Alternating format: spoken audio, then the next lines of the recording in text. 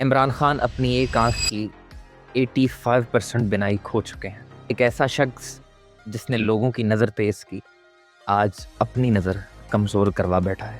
And for what? کس کے لیے؟ کیونکہ اس نے ایک ایسا خواب دیکھ لیا تھا جو خواب اپنے آپ میں بہت بڑی لگژری ہے۔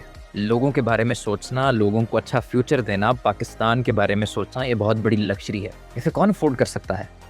اگر کوئی افورڈ کرتا تو پچھلے 75 سالوں میں ہر کوئی سوچ لیتا۔ اس لگژری کی اپنی ایک قیمت ہے۔ مجھے اب کے سارے حالات و واقعات دیکھ کے روم کی وہ تاریخ یاد آتی ہے کہ کسی نے کہا تھا کہ give them bread and circus, کہ ان کو کھانا اور سرکس دو اور اس کے بعد چاہے جو مرضی کر لو۔ روم کی تاریخ اس حوالے سے بڑی انٹرسٹنگ رہی ہے کہ روم جب بھی کسی کرائسس میں آتا، چاہے وہ پولیٹکس میں ہو، چاہے وہ جنگ کے اندر ہو، چاہے لوگ ریبیلین کریں، وہ کیا کرتا؟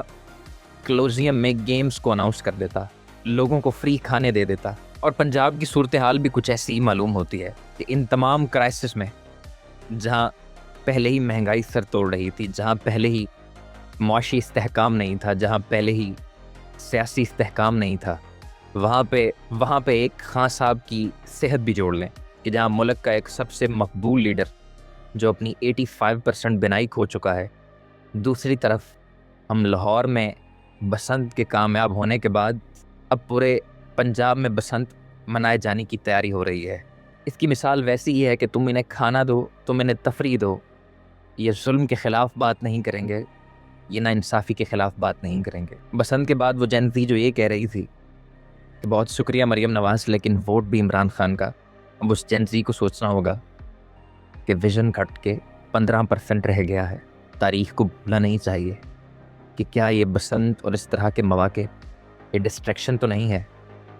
کیونکہ حیرانگی کی بات یہ ہے کہ عمران خان صاحب کہتے ہیں کہ اکتوبر 2025 میں ان کی آنکھ بالکل ٹھیک تھی، ان کی آنکھ کا زیادہ نقصان صرف اور صرف لاپرواہی کی وجہ سے ہوا ہے۔ ان کے آنکھ میں ایک بلڈ کا کلاٹ بن گیا ہے۔ سپریم کورٹ میں جمع کردہ رپورٹ کے مطابق ہیومن گراؤنڈز پہ یہ سب سے بڑی نیگلیجنسی ہے۔ اور اس کا ذمہ دار کون ہے؟